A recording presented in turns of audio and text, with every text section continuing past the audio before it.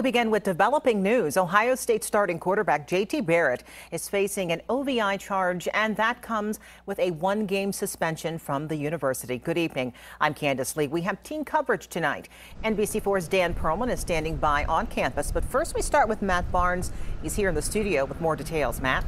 Yeah, not the news Urban Meyer was hoping to hear during the bye week. His starting quarterback getting in trouble with the law, just as the biggest games of the season loom for the Buckeyes. Here's what we know. Barrett was cited by Columbus police last night for operating a vehicle while intoxicated, or OVI. According to Columbus police, Barrett was stopped near a police checkpoint at High and Hudson. Barrett took a blood alcohol test and registered a .099, above the legal limit. He's also 20 years old, so he's below the legal drinking age. He's given a written ticket and given a court date. Upon learning all this information, Meyer suspended Barrett for one game, next week's game versus Minnesota. And according to the student-athlete policies, because it was a misdemeanor, the length of the suspension is determined by the head coach. Barrett is now entered into the drug and alcohol program, where if he gets in trouble again due to drugs and alcohol, he would face a 2-game suspension. Of course, he's coming off his best game of the season, too, scoring 5 total touchdowns in a win over Rutgers.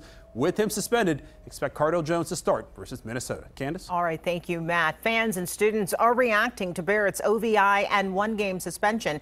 NBC4's Dan Perlman continues our team coverage from the OSU campus. Dan?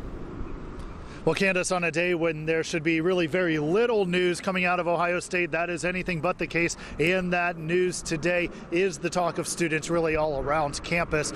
By now, most everyone knows J.T. Barrett was pulled over for OVI. The bottom line, there seems to be a consensus. Barrett made a mistake, and now he needs to pay the price, a day in court and that one-game suspension. I wasn't that surprised.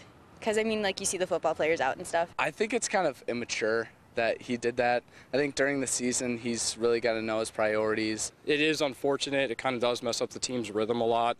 And, you know, the spotlight is on you when you mess up. And, you know, this really should serve as a reminder for everyone. Police are always looking for drunk drivers, especially on holidays like Halloween. It also goes to prove that it really doesn't matter who you are. If you are driving drunk, they will arrest you or write a ticket. For now, we are live in Columbus. Dan Perlman, NBC4.